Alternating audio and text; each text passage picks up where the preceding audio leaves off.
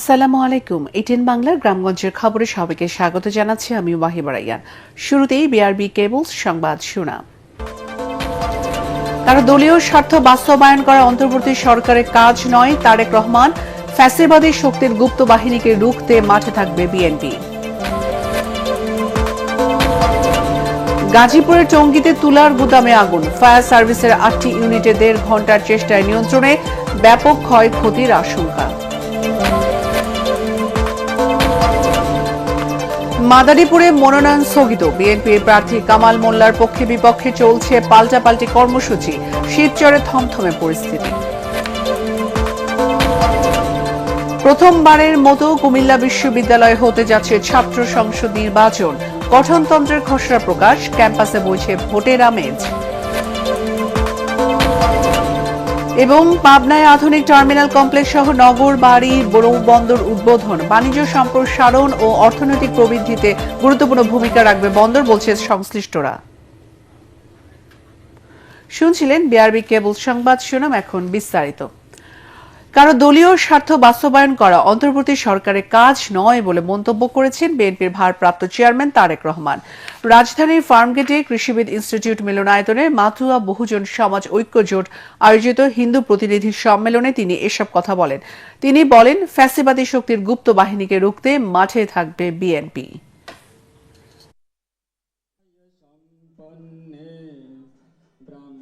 নিরপেক্ষ নির্বাচনের মাধ্যমে আবার গড়ে তুলি বাংলাদেশ।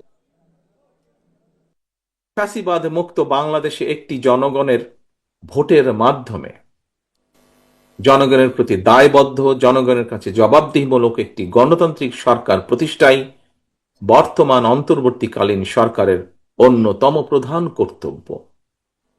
অবশ্যই কারো দলীয় স্বার্থ বাস্তবায়ন করা এই সরকারের কাজ নয়, এবং এ কারণেই বিএনপি এই সরকারের প্রতি কোন রকম চাপ প্রয়োগ করার পরিবর্তে বরং ভিন্ন মতের জায়গাগুলোতে নোট অফ ডিসেন্ট, এটাকেই বিএনপি ডিসেন্ট ওয়ে বলে মনে করে। পরাজিত পলাতক অপশক্তি কোন দলের আড়ালে গুপ্ত কৌশলে ভূমিকা রেখে যাতে দেশকে অস্থিতিশীল করে তোলার সুযোগ না পায়, গুপ্ত বাহিনীর সেই অপকৌশল থেকে রক্ষা পাওয়ার জন্য অন্যতম প্রধান কৌশল হচ্ছে একটি, ফ্যাসিবাদ বিরোধী জাতীয় ঐক্য বজায় এবং বহাল রাখা। ফায়ার সার্ভিসের 8টি ইউনিটের 1.5 ঘণ্টার চেষ্টায় নিয়ন্ত্রণে এসেছে গাজীপুরের টঙ্গীতে তুলার গুদামের আগুন। এতে ব্যাপক ক্ষয়ক্ষতির আশঙ্কা করা হচ্ছে। প্রত্যক্ষদর্শী ও ফায়ার সার্ভিস জানিয়েছে, দুপুর 12টার দিকে টঙ্গী স্টেশন রোডের মিলগেট এলাকায় একটি তুলার গুদামে আগুনের সূত্রপাত ঘটে। এই সময় কালো ধোঁয়ার কুণ্ডলী দেখে আগুন নেভাতে ছুটে আসে আশেপাশের মানুষ। ততক্ষণে আগুনের ভয়াবহতা বেড়ে যায়। খবর পেয়ে প্রথমে টঙ্গী ফায়ার সার্ভিসের 4টি ইউনিট ঘটনাস্থলে পৌঁছে আগুন নিয়ন্ত্রণে কাজ শুরু করে। পরে তাদের সাথে যোগ হয় আরো 8টি ইউনিট। বৈদ্যুতিক শর্ট সার্কিট থেকে আগুনের সূত্রপাত হয় বলে প্রাথমিকভাবে ধারণা করা হচ্ছে। ফায়ার ফাইটারদের অক্লান্ত চেষ্টায় আমরা একটা বৃত্তের ভিতরে আগুনটা নিয়ে আসি। আমরা জানি না যে কি কারণে আগুনটা লাগছে, এখনো কিন্তু শেষ হয় নাই। যেহেতু এটা জুটের আগুন, এটা অনেক সময় লাগবে আগুনটা নির্বাপন করতে। আমরা নিয়ন্ত্রণ দিচ্ছি, আগুনটা আর কোনো জায়গায় বৃদ্ধি পাবে না, কিন্তু ভিতরে ভিতরে আগুনগুলো জ্বলতে থাকবে। এখানে কোনো প্রকার অগ্নি নির্বাপন ব্যবস্থা ছিল না। আমরা বারবার জুট গুদাম যারা ছিলেন তাদের সবাইকে বলে আসছি যে তার এখানে পানির ব্যবস্থা করার জন্য। সমাবেশে জয় বাংলা স্লোগান দেয় মাদারীপুর 1 আসনে মনোনয়ন স্থগিত করা বিএনপি প্রার্থী কামাল জামান মোল্লার পক্ষে বিপক্ষে চলছে পাল্টাপাল্টি কর্মসূচি। তার বিরুদ্ধে আওয়ামী লীগের নেতাদের সাথে সংশ্লিষ্টতার অভিযোগ রয়েছে। দুই পক্ষের নেতাকর্মীদের তৎপরতায় এখন থমথমে পরিস্থিতি শিবচর উপজেলায়। মনোনয়ন স্থগিত করায় আনন্দ মিছিলকারীদের দাবি, কামাল মোল্লা বিএনপিতে অনুপ্রবেশকারী। তবে দল মনোনয়ন পুনর্বহাল করবে বলেই আশাবাদী তিনি। মিজান শাহজাহানের রিপোর্ট। বিএনপির গুলশান কার্যালয়ে গত 3 নভেম্বর 237 আসনে প্রার্থী ঘোষণা করেন দলটির মহাসচিব মির্জা ফখরুল ইসলাম আলমগীর। এটা হচ্ছে আমাদের সম্ভাব্য প্রার্থী তালিকা। এর একদিন পর দলের সিনিয়র যুগ্ম মহাসচিব রুহুল কবির রিজভী স্বাক্ষরিত বিজ্ঞপ্তির মাধ্যমে মনোনয়ন স্থগিত করা হয় মাদারীপুর ১ শিবচর আসনের কামাল জামান মোল্লার। অনিবার্য কারণ দেখিয়ে তার মনোনয়ন স্থগিত করা হলেও ওই আসনে নতুন করে কারো নাম ঘোষণা করেনি দলটি। বিএনপি প্রার্থী ঘোষণার পর ২৩৬ আসনের কোনো কোনো এলাকায় মনোনয়ন বঞ্চিতদের সমর্থকরা বিক্ষোভ করেছেন। তবে সবচেয়ে বেশি উত্তপ্ত মাদারীপুরের শিবচর। এত যাচাই বাছাইয়ের পরও ঘোষণার একদিনের মধ্যে কেন প্রার্থী স্থগিত করতে হলো তা নিয়ে চলছে নানা গুঞ্জন। সামাজিক যোগাযোগ মাধ্যমে ছড়িয়ে পড়া ছবিতে দেখা গেছে কামাল জামান মোল্লার সাথে আওয়ামী লীগ সরকারের তথ্য প্রতিমন্ত্রী ডাক্তার মুরাদ হাসান ও পুলিশের সাবেক আইজি বেনজির আহমেদের ছবি রয়েছে। প্রকাশ্য সমাবেশে কামাল জামান মোল্লার জয় বাংলা স্লোগান ছড়িয়ে পড়ে সামাজিক যোগাযোগ মাধ্যমে। তবে কামাল জামান মোল্লার দাবি, ব্যবসায়িক কারণে অনেকের সাথে তার ছবি থাকলেও তিনি বিএনপির নিবেদিত প্রাণ কর্মী।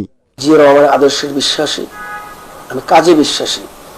আমি প্রচুর কাজ করেছি, কাজ করব, সারা জীবন বিএনপির সাথে থাকবো, বিএনপির জন্য কাজ করব। আমার কথা বিবেচনা করে সঠিক সিদ্ধান্ত নেবেন, আমার দলের প্রতি পূর্ণ আস্থা আছে। এদিকে কামাল জামান মোল্লাকে মনোনয়ন দেওয়ার পর থেকেই প্রতিবাদে রাজপথে নামেন ওখানকার স্থানীয় নেতাকর্মীরা। এরকম প্রেক্ষাপটে কামাল জামান মোল্লা বলেন, শিবচরের সাবেক এমপি লিটন চৌধুরীর দোসরদের অপপ্রচারের শিকার তিনি। আমার এলাকার কিছু কুচক্রমহল আওয়ামী লীগের দোসর লিটন চৌধুরীর সাথে মিলে অপপ্রচার করে আমাকে সামাজিকভাবে ছোট করা এবং আমার নমিনেশনকে স্থগিত করার চেষ্টা করেছে। মনোনয়ন বঞ্চিত নেতাদের পক্ষে বিশৃঙ্খলা সৃষ্টির অভিযোগে দেশের বিভিন্ন স্থানে এরই মধ্যে বেশ কয়েকজন নেতাকর্মীকে বহিষ্কার করেছে বিএনপি। মিজান শাহজাহান, এটিএন বাংলা, ঢাকা। মুন্সিগঞ্জ ১ আসনে মনোনয়ন শেষ পর্যন্ত ত্যাগী ও যোগ্য ব্যক্তিকে দেয়া হবে বলে আশা প্রকাশ করেছেন বিএনপির কেন্দ্রীয় নির্বাহী কমিটির স্বেচ্ছাসেবক বিষয়ক সম্পাদক মীর শরফত আলী সপু। জাতীয় বিপ্লব ও সংহতি দিবস উপলক্ষে শ্রীনগর উপজেলায় স্থানীয় বিএনপির উদ্যোগে র্যালি শেষে পথসভায় তিনি এ আশাবাদ ব্যক্ত করেন। এ সময় সপু বলেন, মনোনয়ন নিয়ে নেতাকর্মীদের মধ্যে প্রশ্ন রয়েছে, তবে সবাই ঐক্যবদ্ধ হয়ে ধানের শীষের পক্ষেই কাজ করবে।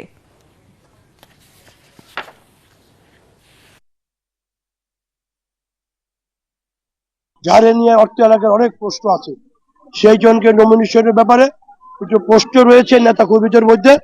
আমরা সেটা মনে করি এইটাই চূড়ান্ত নমিনেশন না, আগামীতে নমিনেশন ভোট হবে, সেই নমিনেশন ভোটে যাকে যোগ্য মনে করবেন তাকেই নমিনেশন ভোট দিবেন এবং তার পক্ষেই আমরা আজকে যারা বিএনপি করি সবাই তার পক্ষে আমরা কাজ করব।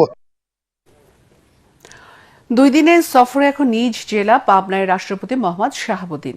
সকাল 9:40 হেলিকপ্টারে ঢাকা থেকে পাবনা স্টেডিয়ামে পৌঁছান তিনি। সেখানে পাবনা জেলার প্রশাসক মোহাম্মদ মফিজুল ইসলাম ও পুলিশ সুপার মোর্তজা আলী খান তাকে স্বাগত জানান।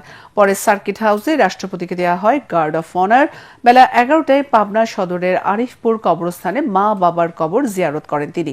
এরপর শহরের কালাচাঁদপাড়ায় জুবিলি ট্যাঙ্ক এলাকায় নিজ বাড়িতে যান রাষ্ট্রপতি মোহাম্মদ শাহাবুদ্দিন।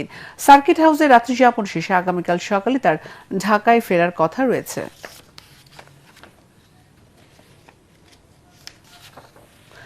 প্রতিষ্ঠার 19 বছর পর প্রথমবারের মতো হতে যাচ্ছে কুমিল্লা বিশ্ববিদ্যালয় কেন্দ্রীয় শিক্ষার্থী সংসদ কুকসু নির্বাচন। এ লক্ষ্যে খসড়া গঠনতন্ত্র প্রকাশ করেছে বিশ্ববিদ্যালয় প্রশাসন। এতে কেন্দ্রীয় সংসদে 21টি এবং হল সংসদে 11টি পদ রাখার প্রস্তাব করা হয়েছে।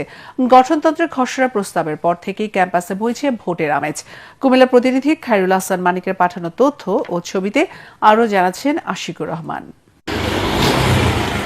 ডাকসু, রাকসু, জাকসু ও চাকসু নির্বাচনের পর এবার কুমিল্লা বিশ্ববিদ্যালয়ে শুরু হয়েছে কেন্দ্রীয় ছাত্র সংসদ কুকসুর তোড়জোড়। প্রথমবারের মতো ছাত্র সংসদ প্রতিষ্ঠা ও নির্বাচন হবে কুমিল্লা বিশ্ববিদ্যালয়ে। ছাত্র সংসদ নির্বাচন আয়োজনের লক্ষ্যে ইতিমধ্যে খসড়া গঠনতন্ত্র প্রণয়ন করেছে এ সংক্রান্ত কমিটি। শিক্ষার্থীদের মতামত চেয়ে বিশ্ববিদ্যালয়ের ওয়েবসাইটে প্রকাশ করা হয়েছে গঠনতন্ত্রের খসড়া সংস্করণ। এরপর থেকেই শিক্ষার্থীদের মাঝে বিরাজ করছে ভোটের আমেজ। আমাদের অধিকার দাবি দেওয়ার চেয়ে এখন আসলে এটা একদম সময়ের দাবি হয়ে গেছে। আমাদের যে হচ্ছে চাওয়া পাওয়াগুলো মানে জায়গা মতো পৌঁছানোর জন্য আসলে একটা মাধ্যম দরকার, যেটা হিসেবে আমি আসলে একমাত্র কুকসুকেই দেখছি। বিশ্ববিদ্যালয় প্রশাসনের কাছে অবশ্যই আমাদের দাবি কুকসু অবশ্যই ডিসেম্বরের মধ্যেই হতে হবে। খসড়া অনুযায়ী কেন্দ্রীয় সংসদে 21টি এবং হল সংসদে 11টি পদ রাখার প্রস্তাব করা হয়েছে। এর মধ্যে কেন্দ্রীয় সংসদের 19টি ও হল সংসদের 9টি পদে সরাসরি নির্বাচন অনুষ্ঠিত হবে। কেন্দ্রীয় সংসদের সভাপতি হবেন বিশ্ববিদ্যালয়ের উপাচার্য এবং কোষাধ্যক্ষ হবেন বিশ্ববিদ্যালয়ের কোষাধ্যক্ষ। এদিকে কুমিল্লা বিশ্ববিদ্যালয়ের গঠনতন্ত্র অনুযায়ী ক্যাম্পাসে ছাত্র রাজনীতি নিষিদ্ধ হলেও শিক্ষার্থীরা বলছেন তাদের অধিকার বাস্তবায়নের বিকল্প শক্তি হতে পারে ছাত্র সংসদ। প্রথম চাওয়া হচ্ছে আমাদের এটা একটা অরাজনৈতিক প্ল্যাটফর্ম হবে। আমরা দেখব শিক্ষার্থী বান্ধব একটা ছাত্র সংসদ নির্বাচন হবে। আমাদের দাবিগুলো যাতে প্রশাসন পর্যন্ত পৌঁছানোর জন্য কুকসুটা গঠন হতে সকল নিয়ম মেনে দ্রুত নির্বাচনের ব্যবস্থা করা হবে বলে জানিয়েছেন বিশ্ববিদ্যালয়ের উপাচার্য। ইতিমধ্যে এই নীতিমালা ছাত্রদের জন্য ওপেন করে দেওয়া হয়েছে তাদের মতামতের জন্য, খুব শিগগিরই এটা শেষ হবে। বর্তমানে কুমিল্লা বিশ্ববিদ্যালয়ে 6,461 জন শিক্ষার্থী রয়েছেন। তবে সান্ধ্যকালীন, নির্বাহী, বিশেষ মাস্টার্স, এমফিল, পিএইচডি, ডিপ্লোমা বা ভাষা কোর্সে অধ্যয়নরত শিক্ষার্থীরা কুকসু নির্বাচনে অংশ নিতে পারবেন না। Bureau report, ATN Bangla. প্রাথমিক ও গণশিক্ষা মন্ত্রণালয়ের উপদেষ্টা অধ্যাপক ডাক্তার বিধান রঞ্জন রায় পোদ্দার বলেছে, প্রধান শিক্ষকদের 10ম গ্রেডে উন্নীত করা হয়েছে। শিক্ষকদের একটি অংশ 10ম গ্রেড দাবি করলেও অধিকাংশ শিক্ষক মনে করেন এ দাবি যৌক্তিক না। সকালে খুলনা জেলা শিল্পকলা একাডেমি অডিটোরিয়ামে প্রাথমিক শিক্ষার গুণগত মান উন্নয়নে শিক্ষা সংশ্লিষ্ট অংশীজনের ভূমিকা শীর্ষক মতবিনিময় সভায় তিনি একথা বলেন। এতে অন্যান্যের মধ্যে বক্তব্য রাখেন বিভাগীয় কমিশনার ফিরোজ শাহ ও জেলা প্রশাসক তৌফিকুর রহমান। আগামীকাল শ্যামনগরের বিভিন্ন সরকারি প্রাথমিক বিদ্যালয় পরিদর্শন করবেন উপদেষ্টা। বেশিরভাগ শিক্ষকই মনে করেন এই দাবিটা মোটেই যৌক্তিক না। আমাদের প্রধান শিক্ষকগণ 12 এবং 11 গ্রেডে বেতন পেতে, বর্তমান সরকার কিন্তু তাদের 10ম গ্রেডে উন্নীত করেছেন এবং প্রাথমিক শিক্ষকের সংখ্যা যেহেতু অনেক বেশি, 10ম গ্রেডে উন্নীত করা মানে আমাদের 65,500 শিক্ষককে 10ম গ্রেডে উন্নীত। আওয়ামী লীগ মানেই ফ্যাসিবাদ ও একনায়কতন্ত্র। শেখ হাসিনার শাসনের চেয়েও তার পিতা শেখ মুজিবুর রহমানের আমলে ফ্যাসিবাদের রূপ আরও ভয়াবহ ছিল বলে মন্তব্য করেছে বিএনপির চেয়ারপারসন উপদেষ্টা ও সাবেক সংসদ সদস্য হেলালুজ্জামান তালুকদার লালু। জাতীয় বিপ্লব ও সংহতি দিবস উপলক্ষে বগুড়া প্রেস ক্লাব ও সাংবাদিক ইউনিয়ন বগুড়ার যৌথ উদ্যোগে আয়োজিত আলোচনা সভায় তিনি এ মন্তব্য করেন। সভায় বগুড়া জেলা বিএনপির সভাপতি রেজাউল করিম বাদশাহ, ভারপ্রাপ্ত সাধারণ সম্পাদক মোশাররফ হোসেন, বগুড়া প্রেস ক্লাবের সভাপতি রেজাউল হক রানু, সাধারণ সম্পাদক কালাম আজাদ ও সাংবাদিক ইউনিয়ন বগুড়ার সভাপতি গণেশ দাস উপস্থিত ছিলেন। নারায়ণগঞ্জ 1 রূপগঞ্জ আসনে ধানের শীষের প্রার্থী মোহাম্মদ দুলাল হোসেনকে মনোনয়ন দেওয়ার দাবিতে টানা 3 দিন অনশন কর্মসূচি পালন করেছেন তার সমর্থিত নেতাকর্মীরা। প্রার্থীর বাড়ির সামনে তারা এ কর্মসূচি পালন করেন। পরে দুলাল হোসেন তাদেরকে সান্ত্বনা এবং ধানের শীষের পক্ষে কাজ করার অনুরোধ জানালে তারা অনশন ভঙ্গ করে বাড়ি ফিরে যান। বিএনপির ভারপ্রাপ্ত চেয়ারম্যান তারেক রহমানের প্রস্তাবিত রাষ্ট্র কাঠামো মেরামতের 31 দফা বাস্তবায়ন এবং সংসদ নির্বাচনে ধানের শীষের পক্ষে জনসচেতনতা সৃষ্টির অংশ হিসেবে বাগেরহাটে অনুষ্ঠিত হয়েছে উঠান বৈঠক। বাগেরহাটের রামপাল সদর ইউনিয়নে বৈঠকে বিএনপি নেতা লায়ন ডক্টর শেখ ফরিদুল ইসলাম জানান, বিএনপি দেশ পরিচালনার দায়িত্ব পেলে দরিদ্র মহিলাদের জন্য ফ্যামিলি কার্ড এবং কৃষকদের জন্য কৃষক কার্ড চালু করবে। এছাড়া বেকার যুবকদের কর্মসংস্থান সৃষ্টি এবং নারীদের শিক্ষা ও স্বাস্থ্য সেবা সহ সরকারি সুবিধা নিশ্চিত করা হবে।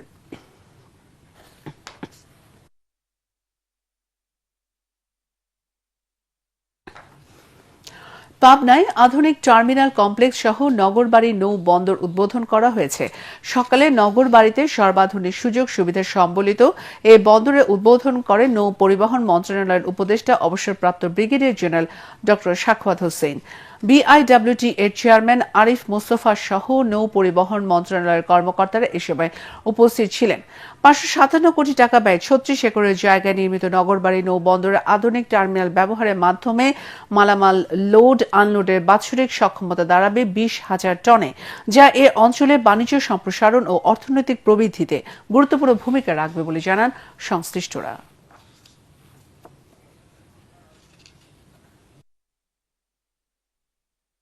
আন্তর্জাতিক দরপত্র ছাড়া চট্টগ্রাম বন্দরের এনসিটি বিদেশিদের হাতে তুলে দেওয়ার প্রতিবাদে মানববন্ধন অনুষ্ঠিত হয়েছে। চট্টগ্রাম প্রেস ক্লাবের সামনে বাংলাদেশ শ্রমিক কল্যাণ ফেডারেশন আয়োজিত মানববন্ধনে সংগঠনের কেন্দ্রীয় সহ সাধারণ সম্পাদক ও চট্টগ্রাম মহানগরীর সভাপতি এস.এম. লুৎফর রহমান ছাড়াও চট্টগ্রাম মহানগর সাধারণ সম্পাদক আবু তালেব চৌধুরী ও সাংগঠনিক সম্পাদক হামিদুল ইসলাম বক্তব্য রাখেন। বক্তারা উন্নয়নের নামে বন্দরের বিভিন্ন স্থাপনা দরপত্র ছাড়াই আন্তর্জাতিক শক্তির কাছে ইজারা দেওয়ার গভীর ষড়যন্ত্র চলছে বলে মন্তব্য করেন। বাংলাদেশের শিশু কিশোরদের প্রতিভা যাচাইয়ে ময়মনসিংহে অনুষ্ঠিত হল মার্কস অলরাউন্ডার আঞ্চলিক পর্বের প্রতিযোগিতা।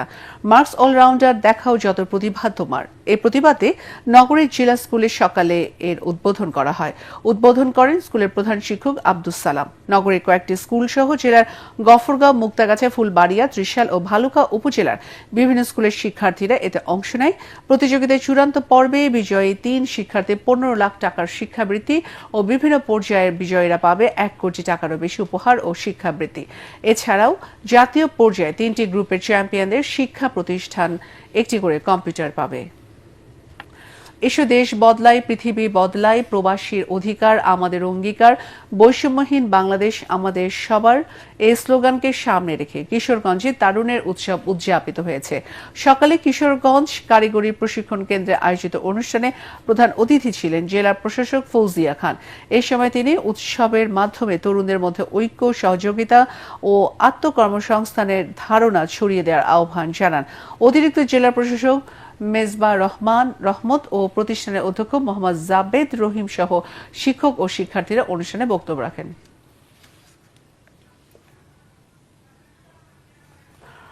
4 দিনের শুভেচ্ছা সফরে চট্টগ্রাম বন্দরে পৌঁছেছে পাকিস্তানের নৌবাহিনী জাহাজ পিএনএস সাইফ। জাহাজটি আজ বন্দরে এসে পৌঁছালে চট্টগ্রাম নৌ অঞ্চলের কমান্ডারের পক্ষ থেকে জাহাজের কর্মকর্তা ও নাবিকদের স্বাগত জানানো হয়।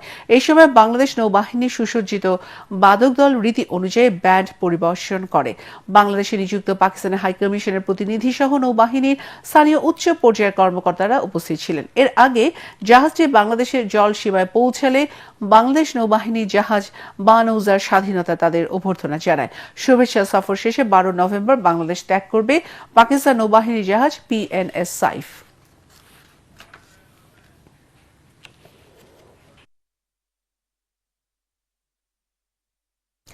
তেরো 13,000 মেট্রিক টন চিনি উৎপাদনের লক্ষ্য নিয়ে নাটোরের নর্থ বেঙ্গল সুগার মিলে শুরু হয়েছে চলতি মৌসুমের আখ মাড়াই কার্যক্রম।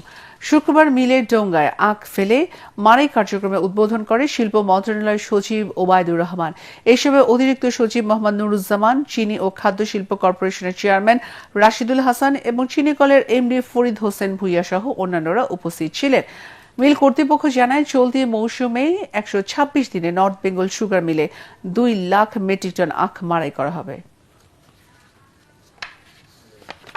বর্ণাঢ্য আয়োজনে পালিত হল আইন শৃঙ্খলা রক্ষায় নিয়োজিত 20 ফিল্ড রেজিমেন্ট আর্টিলারি খাগড়াছড়ির সিন্দুকছড়ি জোনের 50তম প্রতিষ্ঠা বার্ষিকী। দিবসটি উপলক্ষে দুপুরে জোন সদরে আয়োজিত অনুষ্ঠানে আমন্ত্রিত অতিথিদের ফুল দিয়ে শুভেচ্ছা জানান জোন অধিনায়ক লেফটেন্যান্ট কর্নেল ইসমাইল শামস আজিজি। পরে অনুষ্ঠানে প্রধান অতিথি সেনাবাহিনীর Guimara region commander brigadier general Abul Kamal Shamsuddin Rana আমন্ত্রিত অতিথিদের সাথে নিয়ে প্রতিষ্ঠা বার্ষিকীর কেক কাটেন এবং প্রীতিভোজে অংশ নেন। এ সময় অন্যান্যের মধ্যে বিজিবির Guimara sector commander colonel Mizanur Rahman, জেলা প্রশাসক ABM ইফতেখারুল ইসলাম খন্দকার ও পুলিশ সুপার আরিফিন জুয়েল সহ অন্যান্যরা উপস্থিত ছিলেন।